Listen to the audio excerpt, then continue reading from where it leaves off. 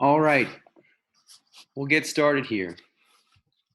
Thank you, all of you who have shown up for this webinar on writing. I'm happy to be able to share with you my system that I've been able to develop over the last few years for teaching writing in the classroom effectively. So let's get started. There's a lot of information to cover, and I want to make sure to give you your time's worth. So let's begin.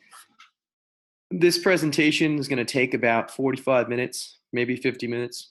For the first 10 minutes, I'm going to lay out the structure of the curriculum, the reasoning behind it, and that's pretty important. It's a little bit detailed, but it's a little bit important because it helps to put everything in context.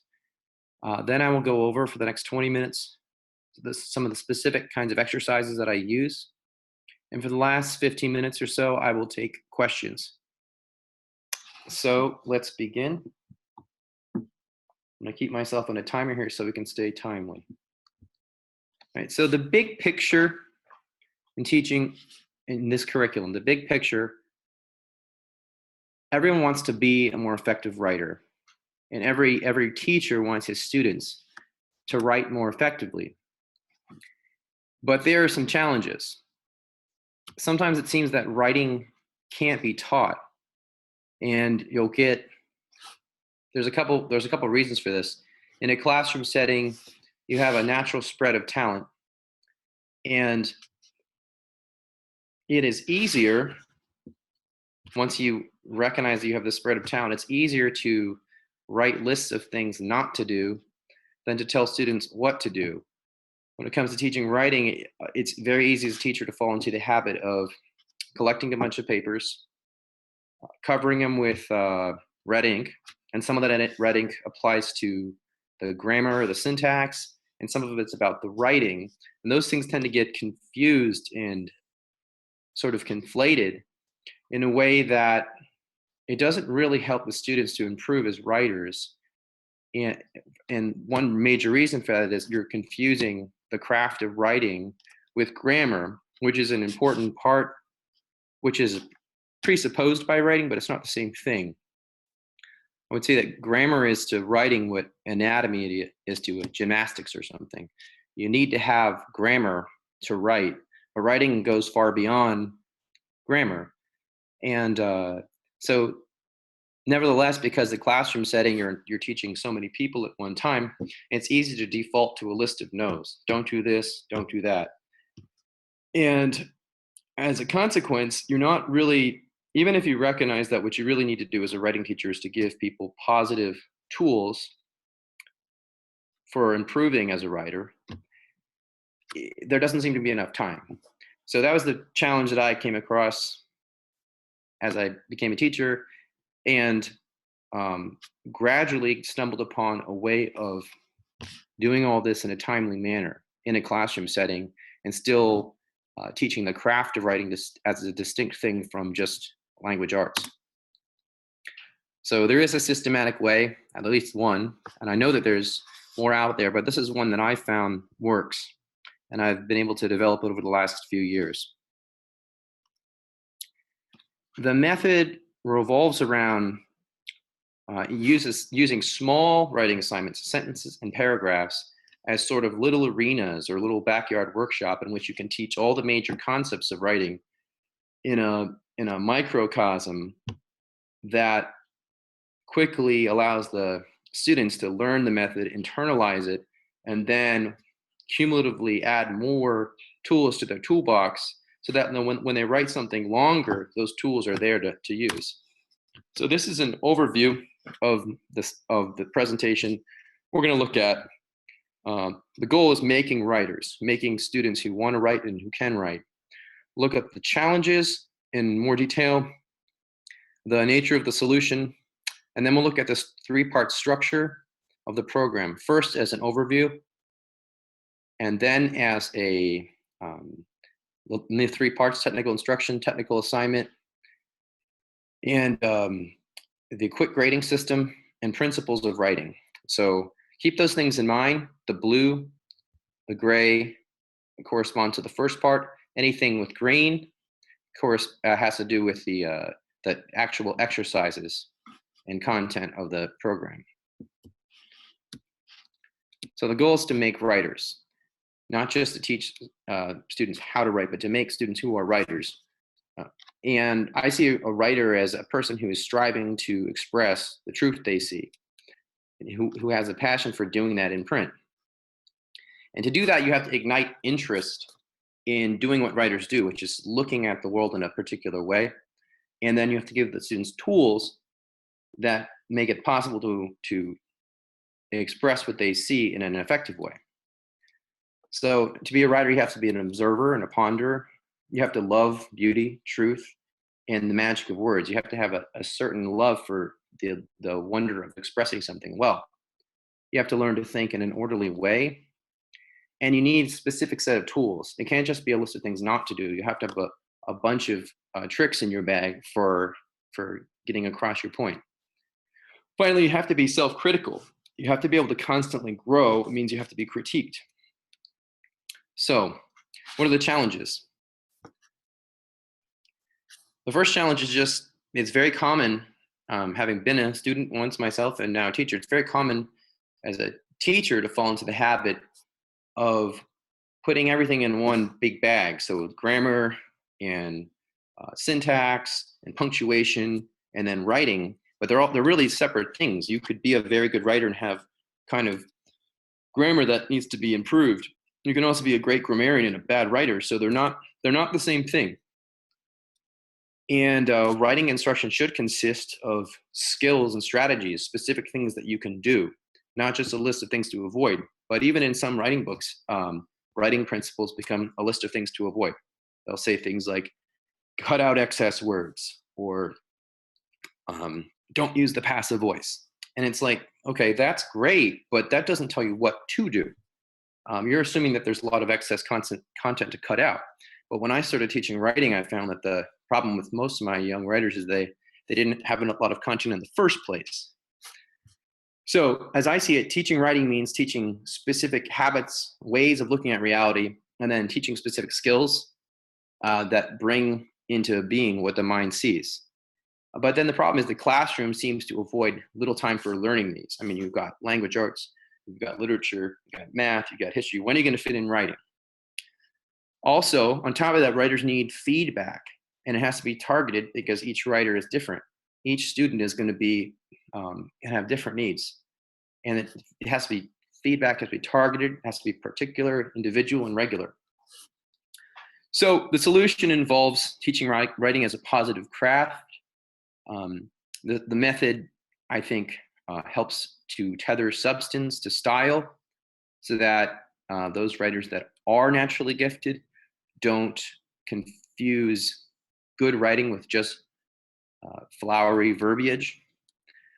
And there's a good writer, a naturally good writer, can go off and sort of lose contact with reality in his writing and become enamored of his ability to speak in a pretty way. So that's not good either. We want to tie substance to style. It should teach good habits of observation. Ignite a passion in the students for expressing things well. It has to distinguish, as I said, between the craft of writing and mechanics. It has to teach the whole class and yet be personalizable. And then has to fit inside the really packed schedule of your already packed curriculum. So I accomplished this by teaching writing on a small scale with many things you can do with the sentence and in the paragraphs. And in this way, we're able to get a lot of content in small packets, which can then snowball on top of each other until you've got a lot of information in a short amount of time. And I only have to do this 3 times a week, and which means taking maybe 2 literature classes in a language arts class, or 2 language arts class in a literature class, and it fits in with everything else you do. So my system is 3-part. I start out with a small focused lesson, which I call technical instruction, to teach a concept. It might be parallelism. It might be thinking in an orderly way. It might be, a rhetorical form like personification, whatever. I give small focused assignments that are based on those. where the students immediately drill these concepts. I grade these out loud in class using a quick grading method that allows me to get through very quickly and effectively.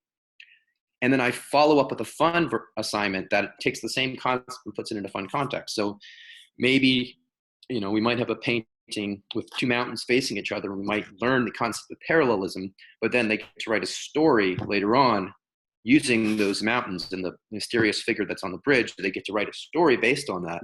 And so that really causes the students to internalize the concept quickly because they've used it in a context that's important to them, meaning something that's actually fun. And they get to look forward to this fun thing. So every time I teach them a new technical concept, even if it's a little boring, they know that they're going to get to write a story eventually. And that gives them something to look forward to. So I grade these out loud using the quick grading method, which I'll go over later. And then I just bring in the next concept. And as we go through the year, we're tacking on more and more information until hopefully we get as far as writing a 5-paragraph essay. Sometimes you do, sometimes you don't, but we get really far. So here's the structure. Again, technical instruction, technical assignment, informal assignment. The technical assignment and the informal assignment are graded on the next day or later on the class on the spot using the quick grading method. And then I'm pulling principles of writing out of the assignments. So if we come across a situation where a student is telling and not showing, he says, there was an awesome mountain. I can say, no, we want to show that the mountain is awesome. We don't want to say it's awesome. We want to show that it's awesome. So right there on the spot while I'm grading, I can explain the principle and have all the students write it down in the back of their notebook as one of the principles of writing. And over the year, they start to see these principles used in context, and then they're seeing their friends in class using them or not using them, and then they right there are imitating and learning on the spot, learning as a group. So here's the whole system again. I just want to remind you what it looks like. This is what we've gone over so far. Now we're going to get into these 5 green boxes here. So here's an example of the kinds of assignments that I have. They go from starting off with very basic things, sentence building, alternative sentence forms, rhetorical forms, all the way down to the 5-paragraph essay. And I want to point out that, if I were to read every one of these things off to you, it would take a very long time. So I'm not going to do that. However, this slide presentation, these slides will be, at some point soon, will be on the forum, downloadable, so that you can go and look back through this at your leisure. So here's an example of the technical assignment. I might go over the reason for the paragraph and explain why we have paragraphs, why paragraphs are organized in the way that they are. And it's not an arbitrary group of 5 sentences, but there's a completeness to it that, there's a 3-partness to it. There's a beginning, the middle, and the end, and so on. I'm not going to go over it right now. You could read that if you wish, or later on download the slides. Then we go from there, maybe the next day, because this one would take a long time for the students to write. So the next day, I might give this assignment, which is one of my favorite kinds of paragraph exercises called natural paragraphs. It's floating a paragraph on top of an event like sliding down a hill, or riding on the hill on a bike, or the falling of a tree, or something like that, where there's a beginning, middle, and end built into the event, which allows the boys to really quickly see that, the beginning sentence sets the paragraph in motion. The middle sentences deal with the progress of the events or the ideas, and the ending sentence is the ending state. And depending on what kind of, obviously, different kinds of paragraphs do different kinds of things. But this is just an example of one of the exercises I use. But I'm doing this so you can see how this technical assignment works. So you get technical instruction, technical assignment. And then later on, maybe the next week, hopefully by the end of that second class, I will quickly grade maybe half the assignments. And then, so we'll have writing for 20 minutes, and then I'll grade it for the last 15 or whatever. Then the next week, we're going to have, I'll grade the remaining assignments. And the boys begin to really look forward to having their assignments grade. I keep saying boys because teaching a boys' school, but if you're watching this, you're not from the Heights community, but you're just watching this, then you know the Heights is a boys' school, so that's why I'm keep referencing the boys here. I get through the rest of the grading, which I'll go over soon, and then I give the fun assignment. The fun assignment, in this case, it's a survival scenario. You can read that if you want.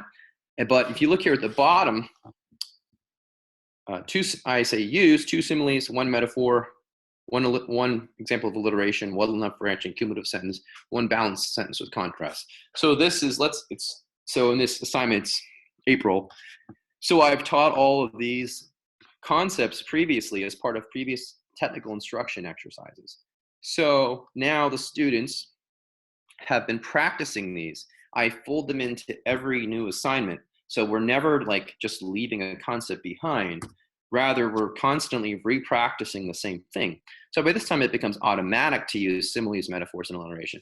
And remember, when you give people tools that make their writing sound immediately better, which figures of speech and these kinds of sentence structures do immediately give your writing a polish that it didn't have before, even if later on you learn that you're overusing them and so on. But right now, we're just trying to give them tools to use, and so they can actually see that they're positive content of the other day, Roman was trying to say, so that they can actually practice writing as a craft with specific skills and practice those skills. And they have a lot of fun with that. They're excited about their similes and metaphors because they're using a tool and they're making it work, and it makes their writing sound better. So then here's the in-class grading system. This system is so easy. As I said, it ought to be illegal. Yeah. So each class, I give the students who are being graded a red pencil, and they read their writing assignment out loud, which after a few sessions, they're happy to do this. At first, they're afraid, but because of the way the system works, they're not worried about it, and eventually everyone looks forward to it. So the reader has the floor completely. Other students have to listen. So after listening, I give 1 positive critique, which they write down in their notebook. And that's an example of a critique I might give. And then I give 1 negative critique, and always only 1 negative critique, which they then can write down in their notebook. And it's not like, I didn't like the way it sounded. It's something much more specific. And this is also a great time to pull out a writing principle or something like that and say, oh, yes, we don't use the passive voice unless we don't know who the acting subject is, something like that. So, I think, oh, 1 thing wrong. How are the students going to improve if they only have 1 negative thing marked on their writing assignment? Well, the answer is that if you were coaching soccer and if you pulled a player out and listed 25 things he did wrong, the kid's never going to remember that. All those things. He's just going to feel overwhelmed by it. But if you tell him 1 thing he can improve, and you insist that he improve that by the very next assignment, then he improves 1 thing. And of course, you're going to hear 5 things that he did wrong, but you only say 1. Then the next time he writes, he's going to make the same mistake he did last time, and the things that you didn't correct, because people fall into writing habits, so they do the same thing over and over again. So hopefully he fixes that 1 thing, and then you say the next thing. And so then the next time he gets graded, he fixes the next thing.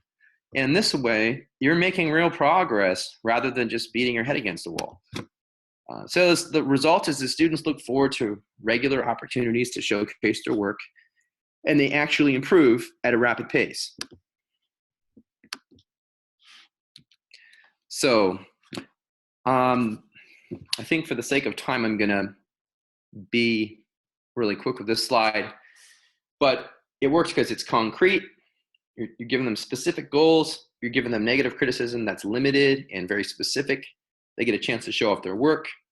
And they're teaching each other. Just the other day in class, something happened that really, I love when this happens.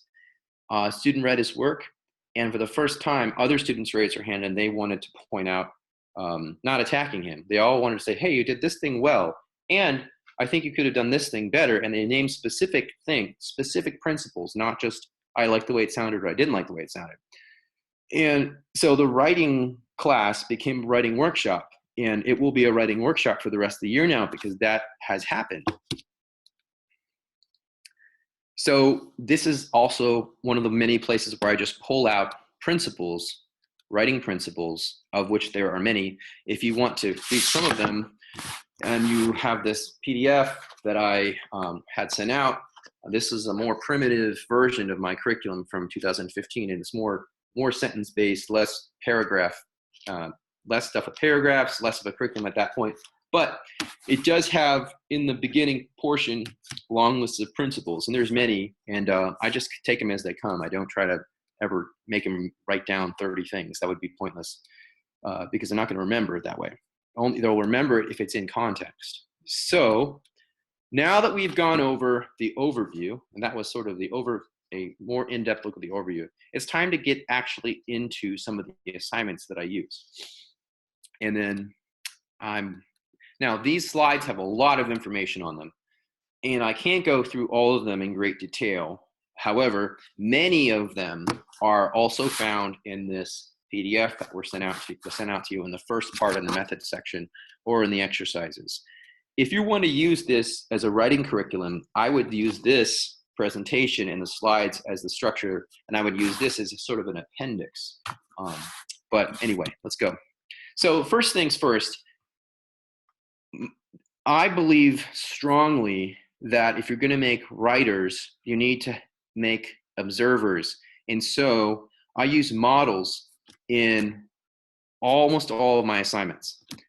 If we're doing any writing, I try to have a model. So, and I think of the different kinds of writing that you can do, logical writing, persuasive writing, expository writing, narrative. That descriptive writing is the best. It's the best of all those types of writing to teach all of the skills at once. Something about describing a real thing really teaches you to think like a writer. And also, isn't that one of the things that when we read a book and the writer managed to capture the feel of a place or the totality of an environment, that is one of the most impressive things to read. So if you can do that, you can do anything. And I think that and also it's reinforces the idea of writing what you know, and the idea that writing is in some way it's about the truth. So here's sentence building, an early exercise I use, and that's a deer that is in my classroom.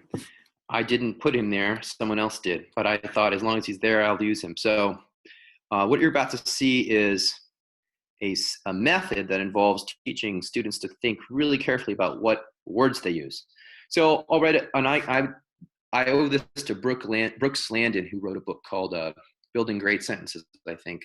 I'm forgetting the title, but I'm adapting this exercise from him. And so we'll start off, I'll put a very bland sentence on the wall, on the board. And then I'll give the boys a series of changes that they have to make, and I'll have them raise their hand to suggest words. So the first one might be subject, change the subject. And maybe, the students raise their hand and I'll listen to different suggestions and I'll pick one. And I'll say to you, look, the word I'm looking for is the word that means exactly what you see, not something approximately what you see. So, stag is better than deer because that deer has antlers. And now the next change will be verb, and I will say, look, when we're describing something, we want to use action verbs whenever possible. That's another writing principle. It sounds much better to use an action verb, even if the thing isn't moving, than to use a being verb. Only use a being verb if you're defining something. Use an action verb. So a stag hangs on the wall sounds better. Then we want to modify the subject. And I'm not worried about concision right now. I'm worried about using good descriptors and learning good descriptions. So somebody comes up with glassy-eyed. A glassy-eyed stag hangs on the wall. And there'd be several other options, but I'll tell them why I'm picking the one that glassy-eyed, because it's some combination of true and beautiful. Then we'll modify the verb, and some reader in our class is mutely. So that's a great one. Someone else might say stupidly, and we'll laugh, and I won't put it up there, but we get a good laugh out of it. And this gets the kids involved in writing and thinking about this as a fun thing. Finally, I'll let them go over the sentence and look at some finishing touches. Now that we have the whole thing we're doing, is this what we really want to do? We looked at it from the bottom up. Let's look at it from the top down. So we end up with a stag's head hangs mutely on the classroom wall, because we decided that it isn't actually a stag, it's a stag's head. So we decided to change that. But that's the sentence we ended up with, and it sounds a lot better. And so what do we learn in that exercise? The importance of word choice. A second really early assignment that I do early on is alternative sentences. And I'll take a sentence that has a particular kind of structure. I want a sentence with no bound modifiers like that and which. I want a sentence composed of phrases and clauses that can be moved around in any order and still retain the basic meaning of the sentence. So this is a sentence I sometimes give the kids. Spinning on its axis, chaotically catching and scattering the midday sun, uttering an argument ending shunk, the tomahawk met its target. And now I'll ask the students to give me 3 or 4 different versions of this sentence just by moving around the items in brackets. So here's another version. Chaotically catching and scattering the midday sun, uttering an argument ending shook, spinning on its axis, the tomahawk met its target. And then here's another one, and here's another one, and here's another one. And what does this do? It teaches another really important writing concept, which is that placement, that the slot that you put a word in completely, even though it does not change the propositional content of the sentence, and this is something else that I'm adapting from Brooks Landon, it doesn't change the propositional content of the sentence. It does change, as my writing instructor in college said, the felt meaning. Depending on where you put something, the emphasis changes enormously. And the boys will get to see that really clearly. So I don't want to spend the whole year moving the sentences around, but it does teach them very quickly, okay, how I arrange my sentence and my paragraph and my entire work it's going to have more or less impact depending on where I put the information. And that is important because it reinforces the idea of style. Style is how you say the substance that you're saying, and the style optimally should be the optimum way of saying it. So, let's see. Pardon me. So then this is an exercise we start to learn sentence forms. There's 3 or 4 basic kinds of sentence forms that you come across. There are loose sentences, there are periodic sentences, there are balanced sentences, and maybe a few more. But most of the kinds of sentences you want to write are going to fall into one of these categories. However, by studying them in a particular way, you become conscious of the way sentences are structured. And I'm not talking about grammatically. I'm talking about rhetorically. Look at how this second sentence creates suspense, because we don't find out until the end what's happening.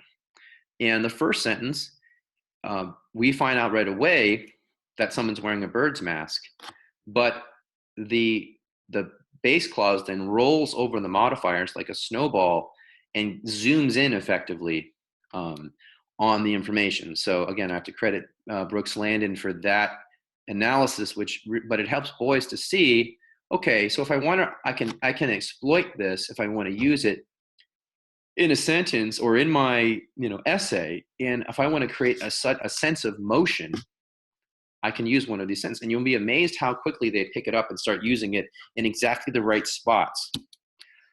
Then we go over periodic sentences. I'm not going to read this to you. I encourage you to download these slides and look at them.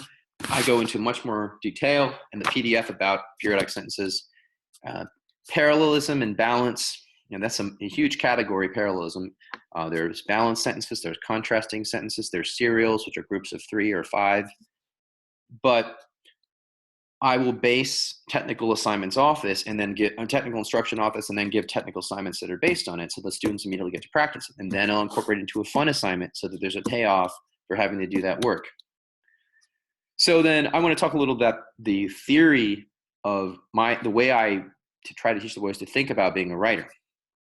So when we're writing about something, we really want to take a hard look at what's there. Even if it's something in our imagination, even if it's like a fantasy story we're writing, we have to really think out the details. If we're drawing a picture, we would pay close attention to the details, hopefully. Well, if we're writing something, we need to do the same thing.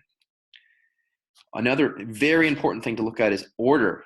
And this is one of the biggest sort of writing hacks. Once the kids figure this out, it makes a huge difference. How is the thing that you're describing put together?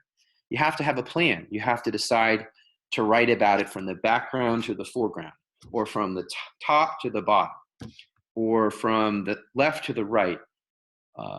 In one of the pictures you'll see is of a sky over a river, and upon the river there are the feet of two mountains covered with trees. And in the foreground of the river that runs through the two mountains, there's a log, and on the log there's two men. Now, when you teach the boys to think in an orderly way and to write in an orderly way, there's an immediate impact on the quality of their writing. It stops sounding like this random shopping list, and it starts to sound like something refined. Of course, you have to think about who you're writing for. And finally, the style, the felt idea. Consider the tiger there. I go on about this more in my PDF, but the tiger is a great example of style, of a correct way of thinking about style, because the tiger, on the one hand, it looks beautiful, and it appears to have all this ornate, sumptuous detail, but actually everything on the tiger is serving a function. So it is beautiful, but its beauty expresses what it is, and there's nothing on the tiger that shouldn't be there. There's nothing extra or just random. It's there because it expresses the being of the tiger. So when we think about style and the how of writing, we want to think about the relationship between our substance, what we're trying to say, and what's the optimal way of saying it. And there should be this match, the synergy between what we want to say and how we say it. So in a way, we notice the style, but we notice it as a vehicle of the substance. And the more inseparable they are, the better. That's what we should be aiming for. Not having as pared down writing as possible or simple writing as possible, but having writing that is beautiful and meaningful and beautiful for a purpose. So I go into seeing like a writer next, and this is the image that I was referencing before. And some of the things you need to focus on in description. How is it spatially ordered? What about the senses? Obviously, it looks like something, but don't forget about what it smells like, what it sounds like. What is, that's good writing when you can make a person hear it. And then personality, there's the energy in the thing you're writing about. So that's where you use similes and metaphors and personification to draw out the feeling that the image conveys. And then, obviously there might be situations where you have to tell things in a certain order, and then logical, where this depends on that, but that's for later for essay writing. Then we get into paragraph study. So once we really get into thinking about sentences, and once we learn some sentence forms, and when we start studying images and start writing about them, we start looking at the paragraph. From there, we're moving from sentences to paragraphs. And we're doing paragraphs for most of the year at that point. One of the exercises I do is called paragraph study. Well, I'll take a paragraph that I like from a book that I like this section from The October Country by Ray Bradbury, and then we'll have the students look at it in detail and try to understand how the writer did what he did. And then we will try to write an imitation of him, and to do something. It could be on the same subject, it could be something different. We want to imitate his strategies so that we can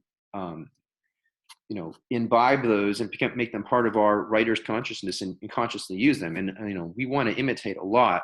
And of course, if we're doing depending on the level of imitation, I might have to explain the difference between plagiarism and imitation. But we use this as a way of teaching the boys to really think consciously about, why did that affect me so much when I read it?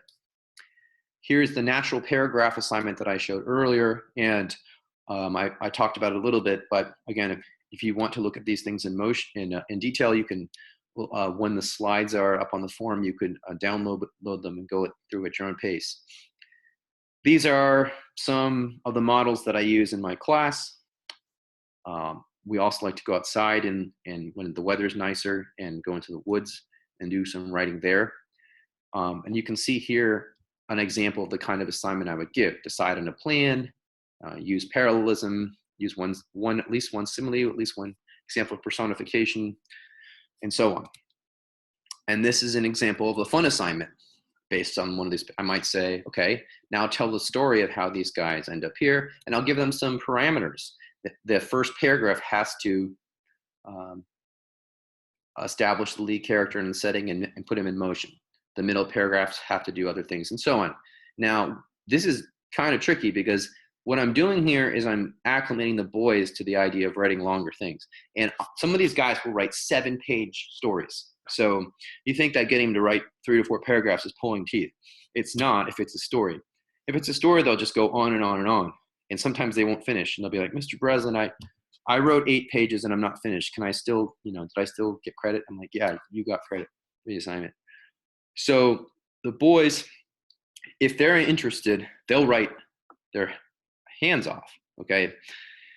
Here's another example. Now I'm moving to a 5-paragraph story. So, and now I start to work in the idea that each paragraph, the last sentence should lead into the next one. And so I'm teaching them the idea of paragraph transitions from one paragraph to the next, but it's in a context that they find interesting. And you can see in the photo there how my reflection is there because that's my poor photography skills. But yeah, so I mean, these are great photos for inspiring a story. And now at this point, lots of students in the class will write more than 5 paragraphs. So finally, I've worked my way up to at the end of the year, hopefully, and we don't always get here because each class has its own pace, and I just move at a natural pace. But hopefully we get to the 5-paragraph essay.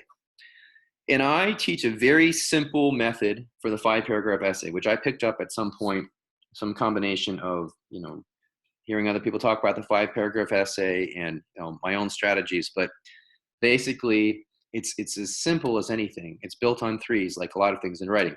There's an introduction, a body, and a conclusion. So in the introduction, you have a grabber sentence, you have a topic or thesis sentence, and you have a 3-point sentence, which introduces 3 points in the order that you're going to speak about them. Then point A will be body 1, and you can see how I have that ordered. Point B will be body 2, and those will both end in transitions. And point C will be body 3. And then that transition leads into the conclusion. Then for the conclusion, I just flip it upside down. We have a mirrored or restated 3-point sentence, a mirrored or restated thesis, and a send-off sentence, which is kind of like the grabber sentence, but for a closing sentence. So, the 5-paragraph essay definitely isn't all there is to writing, and I'm not in love with it, but it is a good rubric for writing a informative or logical or argumentative essay.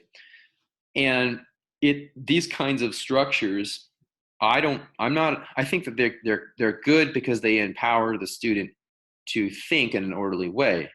And they're not all there is to writing, but they're good because they sort of program your mind to think in terms of a beginning, a middle, and an end. And if you can learn to write this kind of essay well, then it's going to really help you with, some things that you have to do, like write reports and write essays for the SAT and things like that. I hope that more people, one thing I want from my students, and I hope to see from them, is not to just think that the purpose of writing is to do things in business, but rather that it's this wonderful way to see and express reality. But so for me, the 5-paragraph essay isn't the goal of teaching writing. But if you've been writing paragraphs and all paragraphs, study natural paragraphs, and working on all these structures, all these different kinds of sentences, then writing a 5-paragraph essay is a piece of cake.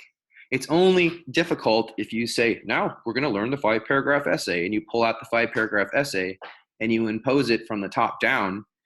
Well, have you taught what different kinds of sentences and what their purpose is? Have you taught paragraphs?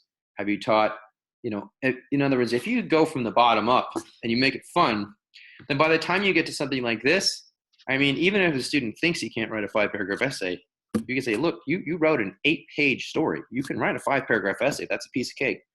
And so it's not intimidating anymore. So that's my approach. It works for me. And of course, you have to have other graded assignments where you're grading on things like punctuation and spelling. That's important. But I think teaching the craft of writing, you can afford to focus on the craft and leave that stuff. I mean, obviously you have to mention if a sentence is not grammatical and you can't even understand it. But that's not the same thing as teaching writing. That's my opinion. So this is the last slide, and it kind of shows you how I structure the curriculum over the course of a year, hopefully. So we start out with sentence building, do alternative sentences, we practice those around. I start bringing in rhetorical forms. Of course, I'm actually bringing in rhetorical forms throughout the year. And then parallelism, there's lots of stuff you can do with parallelism. I might not teach it all at one time, but this is just kind of a general idea. Then we start talking, we're about to transition into writing about subjects or writing about them more often. So I start talking about thinking like a writer and seeing and using order, and those will be specific lessons. And then we'll do a lot of stuff with the reason for paragraphs and assignments that reinforce the particular, the structure of a paragraph and make it normal and automatic to write in paragraphs. And then we'll do a lot of narrative assignments or stories that allow the boys to have fun. And I like to teach them, basically the basic things you need to have in a story, the lead character and a setting, and a goal or objective that he has to have, the opposition, the conflict, and how episodes of the conflict are, increase in intensity, and each one sets up the next one. And then the conclusion he either achieves his goal or he doesn't. If he achieves his goal, that's either a good thing or it's not, and so on. But once you teach those structures, you are really just teaching the grammar of a story, and that actually makes it easier to write the story. And anyway, I'm kind of getting away from myself, but there you go. That's the curriculum arc, sort of like a character arc, only it's curriculum arc. And that shows you the general direction that I tried to take throughout the year. Each year is going to be different. Each group of kids is different. But I consistently see across all the levels of natural writing ability, serious improvement for my writers. And that's because this system empowers students with specific tools. And rather than telling them not to do, it tells them what to do, because it's easy to grade, it's easy to give individual feedback, and it ignites their own interest in it. And, if my students end up becoming writers, that would make me very happy. So that's the end of my presentation. Sorry, I went over a little bit longer than I meant to, but I'm going to open up Q&A right now. So if you would like to ask a question, you type it in and I will answer it out loud.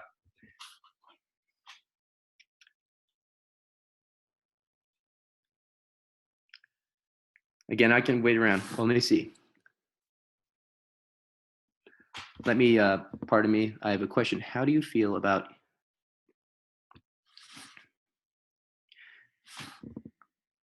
one moment? I have to move this out of the way. Okay. Daniel Callahan asked, how do you feel about you yourself writing the same assignments you give your students, be they fun or technical, and reading them out loud during class, showing them on the board, or even giving a copy of yours to them?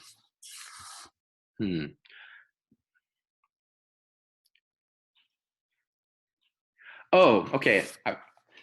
Yeah. I think what you're asking is, how do I feel about the teacher doing the same assignment he gives to the students? I think that's a great idea. I've done that before, and that would be a great way to make the students feel like I'm doing this, that we're all part of the same creative task. I think that's a great idea, and I think I might try that more often. So thank you. Angela St. Hilaire asked, so the writing assignments all essentially receive the same grade if it's one positive and one negative. Which assignments do you grade for grammar, spelling? Thanks. So since I'm a homeroom teacher, I give the students in history class essays. I will also, in writing, as we get later on in the year, once I feel that we have a good baseline, I will give them longer assignments, which I can collect and grade and essays. So I do give them assignments, which I grade for spelling, syntax, punctuation, and all that stuff. And they have many assignments throughout the year where they have to do those things. And so if they wrote an essay for literature or something like that, then they would be graded on that. It's just in the context of the writing class, which is like a writing workshop, where I give them a positive and a negative based on how good the craft is. Good question. Do you have your Rebecca Borkowski editor asks, do you have the students peer edit? I find that they often see their own mistakes but don't recognize them. Sorry, I joined you late. Where can I view the entire webinar? As far as viewing the entire webinar, as soon as it's finished, we have George Martin, Tom Cox are our excellent technical guys, and they will process it, and eventually it'll be up on the Heights forum. So at the Heights School, go to the forum section, and it will be up there eventually for download or for watching. It's not up there yet, though. Do you have your students peer edit?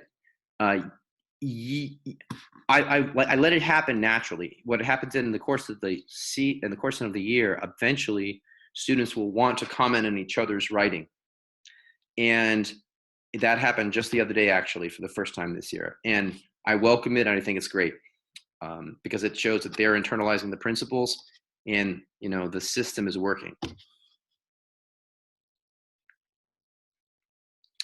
Anonymous attendee asks, would you please give me an example of teaching the rhythm of a paragraph? Sure. So one lesson that I use to teach the rhythm of a paragraph is something called natural paragraphs, where I will give them an assignment like this. Tell about a person sledding down a hill on a sled, and I will say, I want the first sentence to establish the person on the top of the hill and his setting and put him in motion. I want the second and third sentences to talk about events or details along the way. And I want the last sentence to describe the moment he reaches at the bottom of the hill and what the effects are. Another assignment like this would be an assignment based on the growing of a flower or the collapse of a tree or some natural event that has a beginning, a middle, and end, where they have to learn to make the first sentence correspond to the beginning, the last sentence corresponds to the end, and the middle sentences have to build towards it. Another assignment would be a paragraph study, where I will take something out of The Hobbit or out of a book we're reading, and I'll find a paragraph where there's a good progression, and I'll have the students answer questions about how did the author get from here to here, and then we'll try to reproduce the same kind of effect. Angela St. Hilaire asked, if you were going to do a writing curriculum for more than one grade, all of middle school, for example, would you start with sentences at the beginning of the year and do the same 12 steps each year with different topics?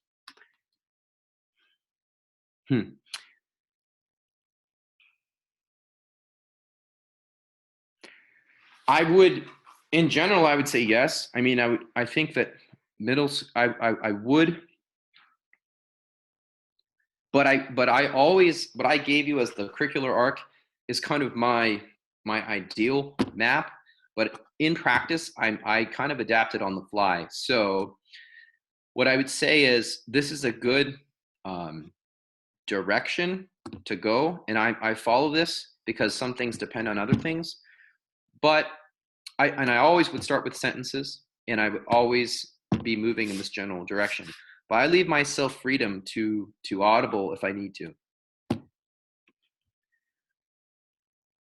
John Allen asks, thanks for the presentation, Joe. A lot of college writing requires a significant focus on analyzing texts, synthesizing information, etc., and not as much creative writing unless you're an English major.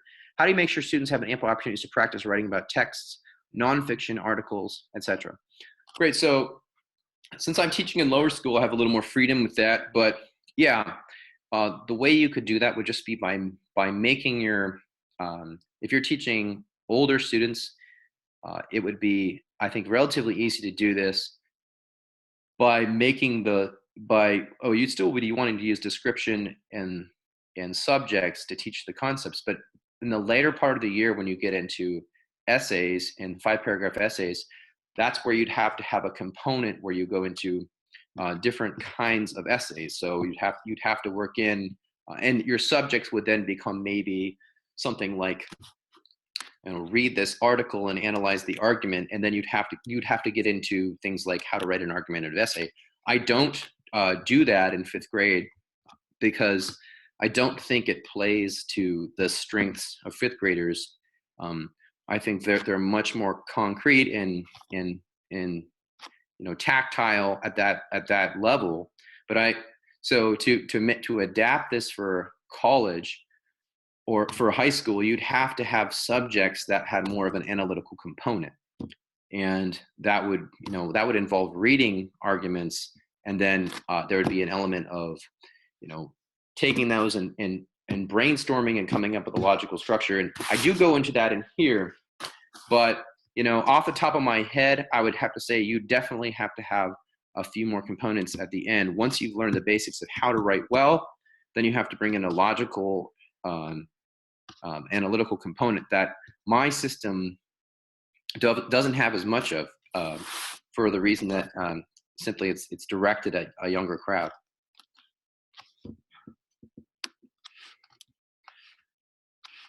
So I think that might be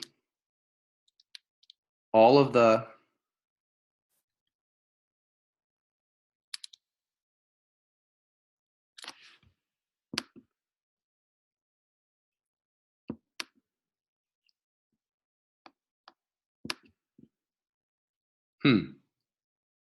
I'm not sure, but I may have not answered some of these questions because I may not have hit the button correctly. So if I,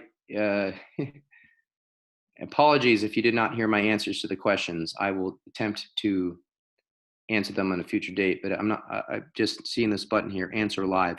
So if you, let me ask Rebecca Borkowski, editor, if you heard the reply to your question, would you please write another question in the question box answering, so that I can be sure that you've all heard the answers to the questions I've asked. You've asked.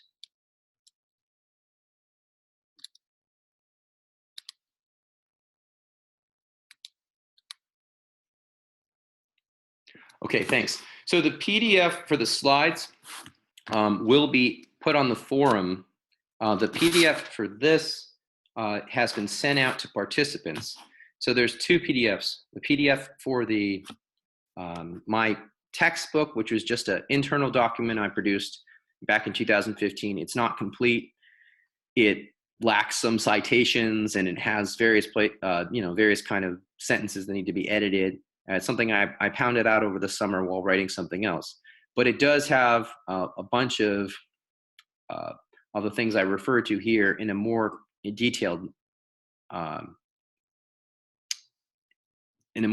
way. The slides for this presentation are going to be up on the Heights forum when this presentation is posted on the forum.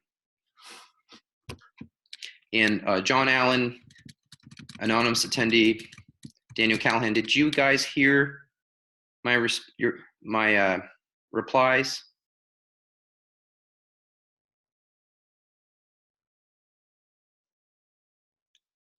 Great. Okay. Well,